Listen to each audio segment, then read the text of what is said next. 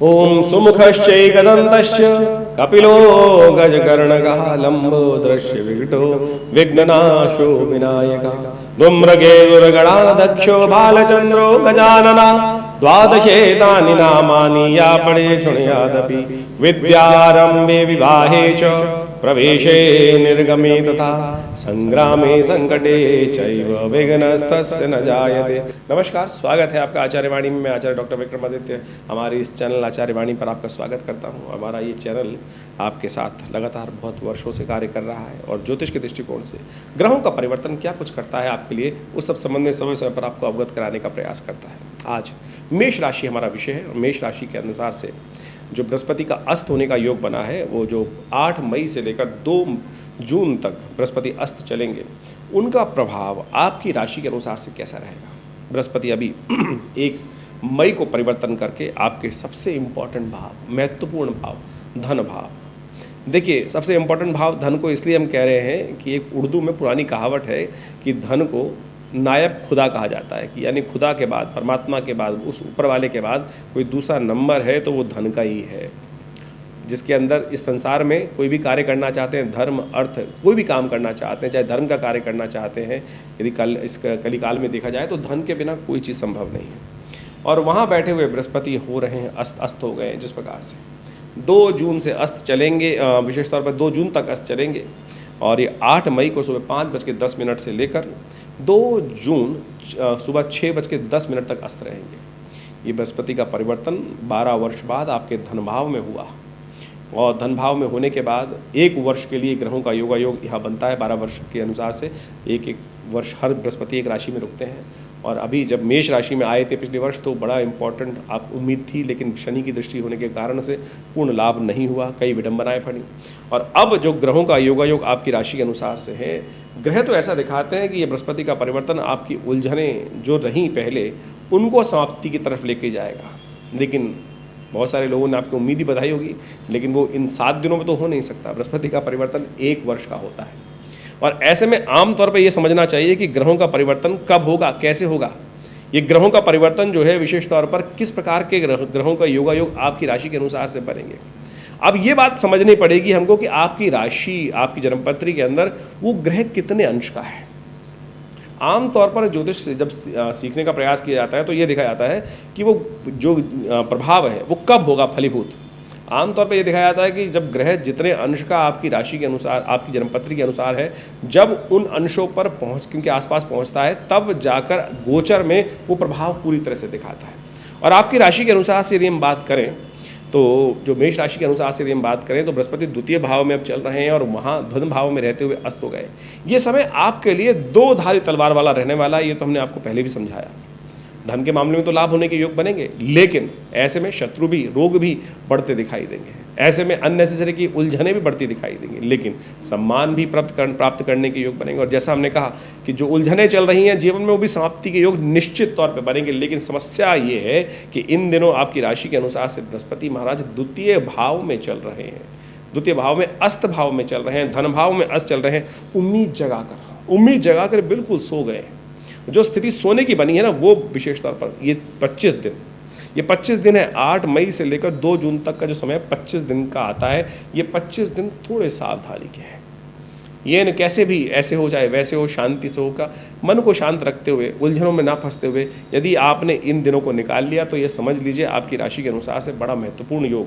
शनि भी आपकी राशि के अनुसार से देखिए पूर्ण तरीके से लाभ वाले भाव में विद्यमान है, तो ये बड़ा इंपॉर्टेंट प्रभाव है आपके लिए। तो ये 25 का जो है, ये 24 से लेकर 25 के मध्य तक का जो काल है, ये बड़ा इंपॉर्टेंट रहने वाला है। लेकिन इन 25 दिनों में 8 मई से लेकर 2 जून के बीच में आपको ध्यान रखना पड़ेगा। ये विशेष तौर पर ग्रह आपकी राशि के अनुसार से उम्मीद में थोड़ा कलंक लगा सकता है, उम्मीद में थोड़ी परेशानी दे सकता है, विश्वास को डगमगा सकता है। बृहस्पति विश्वास का प्रतीक है, ज्ञान का प्रतीक है। ज्ञान से ही तो विश्वास उत्पन्न होता है।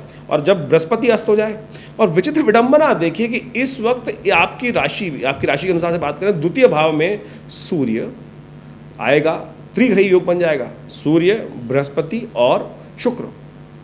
और तीनों ग्रहों की त्रिग्रहों की युति जो है ये विस्फोटक है। तीनों प्रवृत्ति अलग अलग हैं और उनमें से 2 ग्रह, बृहस्पति को मान दीजिए और शुक्र को समझिए, दोनों अस्त चल रहे हैं, दोनों अस्त। एक दैत्य गुरु, एक देव गुरु, दोनों बुद्धि के स्वामी, दोनों बुद्धि के स्वामी। देवताओं को शक्ति देने वाले, दैत्यों को शक्ति देने वाले, नेगेटिव या पॉजिटिव, दोनों को शक्ति कहीं ना कहीं से विचार से ही मिलती है ना। जो विचार है वो शांत होकर बैठ, वो अस्त होकर बैठ गया है। जब विचार ही नहीं होगा तो कार्य करेगा क्या ग्रह योग।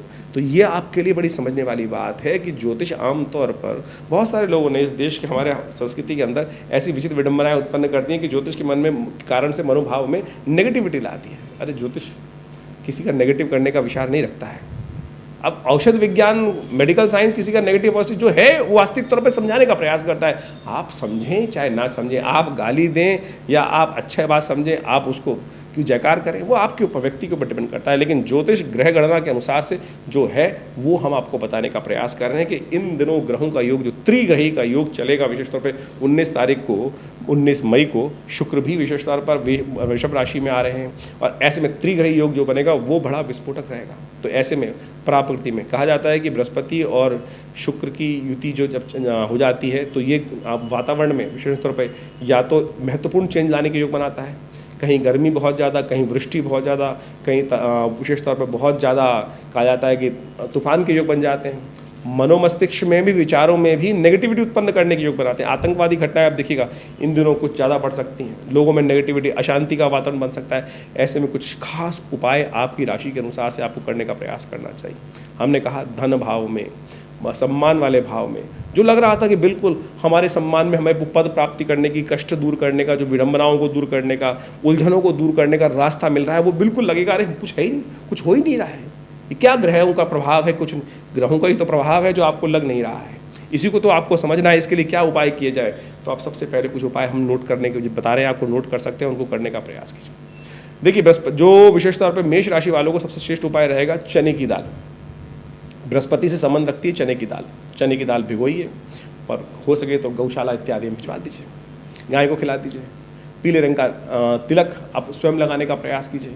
ये ज्ञान मुद्रा, पहली उंगली अंगूठे के साथ ये लगाकर ज्ञान मुद्रा को विशेष तौर पर करने का प्रयास कीजिए। ये विशेष तौर पे आप ये उपाय यदि करेंगे तो आपके लिए बहुत सुंदर तरीके से कष्टों को दूर करने के लिए रास्ता प्राप्त हो। ग्रांग ग्रींग ग्रोंग से गुरुवे नमः, इस मंत्र का नित्यपति जप करने का प्रयास कीजिए। नित्यपति कम से कम 108 बार सुबह स्नान इत्यादि करने के बाद यदि एक माला सुंदर तरीके से जप कर लेंगे, ओम ग्रांग ग्रींग ग्रोंग से गुरुवे नमः, ये मंत्र है, विशेष तौर पर करने का प्रयास कीजिएगा। और बहुत सारे लोग प्रश्न भी करते थे, व्हाट्सएप पे लिख के भेजते हैं कि महाराज आप मॉडर्न हो जाएं, आप उपाय बताते हैं। एक व्यक्ति ने लिख के भेजा, शायद हमको पता चला कि हमारे सोशल मीडिया के अकाउंट में किसी ने लिख के भेजा कि महाराज जो आप उपाय बता रहे हैं वो बहुत ओल्ड ट्रेडिशनल उपाय हैं, इनसे कुछ परिवर्तन कैसे करे व्यक्ति। जहाँ चाहा वहाँ रहा, मैं कहूँगा आपको, जहाँ चाहा वहाँ रहा, ऐसा नहीं है। आप कह रहे हैं जी शहरों में गाय तो मिलती नहीं है। अब जो उपाय है तो बृहस्पति का उपाय गाय को के लिए सेवा करने का है तो वो है। देखिए मैंने कहा जहाँ चाहा वहाँ रहा। हज़ारों लोग हैं, बहुत अच्छी ऑर्गेनाइजेशंस हैं जो गौ सेवा का कार्य कर रही हैं। आप ढूंढिए, नेट पे जाइए। आप मॉडर्न की बात कर रहे हैं तो मुझे मॉडर्न तरीके से आपको समझाने का प्रयास करना। नेट पे जाइएगा, हज़ारों सर्च कर लीजिए, बहुत सारी ऑर्गेनाइजेशंस अच्छी हैं जो आपके लिए गौ सेवा काम करते हैं। लीजिए 100 रुपये डाल दीजिए अकाउंट में, जितनी सामर्थ्य उतनी डाल दीजिए ना। आप नहीं कर पा रहे हैं तो विचार तो कीजिए, सोचिए तो सही रास्ता। अब बृहस्पति अस्त है, ग्रह आपके ठीक है नहीं, तो विचार करना भी आपने बंद कर दिया, तो उसमें मेरी गलती नहीं है। सोचिए पॉजिटिव, तो सोचिए रास्ता मिल जाएगा। अगर आंख बंद कर कर, कान बंद कर कर, अब सब चीज़ों को बंद करके काम करने का प्रयास करोगे तो कुछ नहीं मिलेगा। जहाँ सोचोगे, विचार करोगे, हज़ारों रास्ते खुलेंगे, हज़ारों रास्ते खुलेंगे आपको कर्म करने के लिए। लेकिन अगर नेगेटिव सोच है आपको सामने, आप समझिए ग्रहों का पॉजिटिव और नेगेटिव इफेक्ट क्या होता है। कोई अच्छी बात आपको समझाने का प्रयास कर रहा है और आपके मन में कुतर्क जाग रहा है, आपके मन में काट, उसको करने की रास्ता विचार आ रहा है, कल काट इसको काट, इसका काट करने की बात करें तो समझ लीजिए कहीं ना कहीं आपके ग्रह नेगेटिव अशुभ अवस्था में है कि जो सदविचार आपको सुनने के लिए भी आप रास्ता नहीं दे रहे हैं। यदि मन में ये नेगेटिव विचार आ रहे हैं कि नहीं ये तो हो ही नहीं सकता, तो यानी आपको सबसे पहले आवश्यकता है कि अपने अंदर पॉजिटिविटी उदय करने की। तो ये कहा हमने कि बिल्कुल बृहस्पति का परिवर्तन बहुत महत्वपूर्ण है आपके लिए। ये बृहस्पति को उदय हो जाने दीजिए, ये बिल्कुल आपके कष्टों को दूर करने के, अद्भुत प्रकार से कष्टों को दूर करने के योग डेफिनेटली बनाएगा। और ऐसे में बहुत मंथन कर कर हम इस बात को रखने का प्रयास कर रहे हैं। प्राकृतिक घटना है, मेरे और आपके हाथ में नहीं है। ज्योतिष जो गणनाएं चलती हैं, ग्रह चलते हैं, उन सब स्थितियों को समझकर आपके समक्ष उन निदानों को हम रखने का प्रयास करते हैं। कर लीजिए, ये 25 दिन छोड़ दीजिए, उसके बाद देखिएगा मेष राशि वालों के लिए तो बहुत महत्वपूर्ण परिवर्तन 12 वर्ष बाद ये बनने के योग बना रहा है। लेकिन विडंबना ये थी कि 1 मई को बदला, 7-8 मई को अस्त हो गया और फिर 2 जून को जाकर उदय होगा पूरी तरह से, उसके बाद रास्ते बनेंगे। लेकिन आपको समझना पड़ेगा आपका ग्रह मंगल जो है इस वक्त वो भी राहु के साथ खराब कष्ट दे रहा है। हनुमान जी का नित्यपति पाठ कीजिए, परिवर्तन के योग बनेंगे, डेफिनेटली बनेंगे। ये उपाय जो हमने बताए हैं अवश्य कीजिएगा। हमने दिल्ली में विवेकानंद योगाश्रम में इन सब कार्यों को सुंदर तरीके से करके देखा है और समय समय पर हम विभिन्न उत्सवों का माध्यम से हम उन सब कार्यों को करते भी हैं जो हमारे ज्योतिष विज्ञान के दृष्टिकोण से, पंचांग के दृष्टिकोण से हमको समझना पड़ेगा। ज्योतिष एक आध्यात्मिक विषय है और आध्यात्मिक ऋषि मुनियों ने जब इसका सृजन किया तो उसका निदान कारण जानना और कारण किस प्रकार से, और उस समस्याओं का जो कारण जानने के बाद समस्या आई तो उसका निदान किस प्रकार से होगा, उसके समस्त रास्ते हमारे जन्मपत्री जो ज्योतिष विज्ञान के अंतर्गत बताए गए हैं। एक गणित विज्ञान है और एक निराकरण विज्ञान है जिसके अंदर निदान के समस्त उपाय बताए गए हैं। मंत्र विज्ञान, दान विज्ञान, मंत्र विज्ञान के अनुसार से पुराण इत्यादि में जितने दान की पद्धति बताई गई है, जितने मंत्र जप की पद्धति बताई गई, यज्ञ इत्यादि की पद्धति बताई गई है, वो सारे के सारे निदान की पद्धति के रूप में बनाए गए हैं। और हमारा विषय जो हम इस चैनल के माध्यम से, अपने आश्रम के माध्यम से आप सबके समक्ष रखते हैं, वो पौराणिक मत को रखने का प्रयास करते हैं। आज की तारीख में ज्योतिष विज्ञान के अंतर्गत यदि हम समझें, बहुत सारे टोटकों पर बहुत ज़्यादा ध्यान दिया जा रहा है कि कुछ भी ऐसे ऐसे टोटके बताने का प्रयास करते हैं। लोग ज्योतिष के संबंध में विडंबना उत्पन्न करने का प्रयास करते हैं, ये कर दो, ऐसा कर दो, वैसा कर दो। ऐसा नहीं, ज्योतिष विज्ञान के अनुसार से प्रत्यक्ष कैसे कैसे ठीक रूप से, यदि आप यजुर्वेद संहिता को उठा के देखें, यजुर्वेद को भी उठा के देख लीजिए, तो उसमें उसके अंदर सहस्त्रों उपाय यज्ञ के द्वारा चीज़ों को ठीक करने की, मनोकामनाओं को पूर्ति करने के लिए सहस्त्रों लाखों मंत्र बताए गए हैं, लाखों पद्धतियां बताई गई हैं उन सब को। और ज्योतिष में विज्ञान के अंदर जो पंचांग आप देखते हैं, पंचांग के बारे में हमने कुछ देर पहले भी बात की थी, उसके अंदर विभिन्न समय पर विभिन्न उत्सव आते हैं। वो विभिन्न उत्सव जो है वो विशेष तौर पे आप समझें, वो एक मुहूर्त है कि जिस समय में यदि आप उस कार्य को कर लोगे तो आपके द्वारा किया गया पुण्य कई गुना अधिक हो जाएगा। और जब पुण्य अधिक हो जाएंगे तो समस्या का निदान का मार्ग मिल जाएगा। तो जैसे सोमवती अमावस्या आ रही है, प्रदोष के योग आ रहे हैं, होली, दीपावली, ये सब जो अक्षय तृतीया इत्यादि, ये सब जो मुहूर्त आते हैं ये विशेष तौर पर बड़ा महत्व रखते हैं। और आध्यात्मिक दृष्टिकोण से देखें तो पुराणों के अंदर, विभिन्न शास्त्रों के अंदर इन सब उत्सवों के माध्यम से विभिन्न कर्म करने के रास्ते बताए गए, कर्मकांड के सिद्धांत के अनुसार से बताए गए हैं। उन कर्मों को कर कर आप सुंदर तरीके से, हम अपने विभिन्न कार्यक्रमों में विभिन्न आपकी बातें रखते हैं, विभिन्न कथाएं रखते हैं इस बारे में कि ज्योतिष के दृष्टिकोण से कैसे, कौन सी हर चीज़ की उत्पत्ति कहाँ से हुई है ज्योतिष के अंदर, उन सब सिद्धांतों को बहुत सुंदर रूप से समझाने का प्रयास किया गया है। तो आप समझें ज्योतिष किस प्रकार का विज्ञान है। और हमने विवेकानंद योगाश्रम के माध्यम से इन सब कार्यों को सुंदर तरीके से आश्रम पर करने का जो व्यवस्था बनाई, हमारे पिताश्री आचार्य कृष्ण देव जी महाराज ने पिछले करीब 50 सालों से ये सुंदर आश्रम कार्य कर रहा है। दिल्ली में विवेकानंद योगाश्रम लक्ष्मी नगर जमुना पार्क में स्थित है। यहाँ नित्यपति 8 घंटे यज्ञ होता है। माँ भगवती का, दुर्गा का बहुत सुंदर चमत्कारी श्री विग्रह जो मुल्तान से यहाँ पधारा, वो आज भी यहाँ विराजमान है। उनके सानिध्य में आज भी विवेकानंद योगाश्रम में नित्यपति 8 घंटे यज्ञ करने की व्यवस्था चल रही है। गौशाला की सुंदर सेवा, गाय की सुंदर सेवा करने की व्यवस्था है। अस्पताल है जो विवेक योग, प्राकृतिक चिकित्सा एवं आयुर्वेद के दृष्टिकोण से हज़ारों लोगों की सेवा कर रहा है। भारत सरकार के पैनल पर है, दिल्ली गवर्नमेंट के पैनल पर है और बहुत सारे सहस्त्रों लोग यहाँ आकर अपना उपचार कराते हैं योग प्राकृतिक चिकित्सा के संबंध में। मुद्राओं के संबंध में तो अद्भुत कार्य हमने करके दिखाया, विभिन्न प्रकार की मुद्राओं का। आज हमने आपको विशेष तौर पर एक मुद्रा बताई कि बृहस्पति ठीक नहीं चल रहा है तो उसके दोषों को ठीक करने के लिए ज्ञान मुद्रा। वैसे तो ये मन को शांत करने वाली है। भगवान बुद्ध इसी पोज में, ज्ञान मुद्रा में, बहुत सारे अपने सहस्त्र फोटो के अंदर, मूर्तियों के अंदर आपको दिखाई दे जाएंगे। भगवान कृष्ण ने भी गीता का उपदेश इसी मुद्रा में दिया। कहा जाता है प्रपन्न पारि जाता है तो उत्तर वेत्रे पाणय ज्ञान मुद्राए कृष्णाय गीतामृत नमः। तो ये ज्ञान मुद्रा अद्भुत है। तो आपका जो बृहस्पति अशुभ फल दे रहा है इन दिनों, आप उसके लिए ये ज्ञान मुद्रा करें, बृहस्पति के मंत्र का जप करें, ओम ग्रांग ग्रीं ग्रौंग से गुरुवे नमः, देखिएगा लाभ प्राप्त होगा। और साथ साथ इन ग्रहों का प्रभाव आपकी राशि के अनुसार से जो हो रहा है वो तो हमने आपको बताया ही।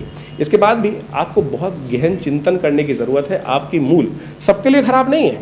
अब जैसे एक राशि के बारे में बताया कि खराब है, अच्छा है, तो हो सकता है उस आपकी दशा, अंतर्दशाएं बहुत सुंदर चल रही हों, या हो सकता है ग्रह शुभ प्रभाव कर रहा है तो ग्रह अंतर्दशाएं जो है अशुभ चल रही हो तो वो प्रभाव निष्क्रिय हो जाएगा, उल्टा हो जाएगा। तो उस सब संबंध में आपको अच्छा ये है कि अपनी जन्मपत्री को पूरी तरह से विचार विमर्श समय समय पर कराते रहें। उन सब समय का आपको आभास होता रहेगा। लेकिन बहुत सारे लोग ज्योतिष विज्ञान के माध्यम से इस बात से डर जाते हैं कि सहज तो मेरे अब बहुत सारे देखे हैं कि ऐसे लोग आज ज्योतिष के दृष्टिकोण से 4-4 दिन पढ़कर ज्योतिष विज्ञान के आचार्य बन जाते हैं और विशेष तौर पर ऐसे ऐसे उपाय, ऐसे ऐसे लोगों को लूटने का तरीका बनाते हैं। ज्योतिष पैसे कमाने का तरीका नहीं है। हमारा ये उद्देश्य ज्योतिष की वास्तविक स्वरूपों को आपके समक्ष रखने का है। और बहुत सारे लोग इन भ्रांतियों में फंस जाते हैं कि ज्योतिष के दृष्टिकोण से अनेक उपाय बता दिए जाएंगे। हमने इस कार्यक्रम के माध्यम से आपके समक्ष बहुत सरलता से, बहुत सीधी तरीके से, बिना किसी लाग लपेट के, बिना किसी को पैसे खर्च किए हुए, कोई नग ना बताकर, कोई बहुत बड़ा उल्टा सीधा प्रयोग ना बताकर, बहुत सारी किसी विडंबना से, सब समस्त विडंबनाओं से हटके सीधे साधे तरीके से ज्योतिष के विज्ञान को आपके समक्ष रखने का प्रयास किया है। आशा करते हैं आप समझेंगे और लाभ लेंगे।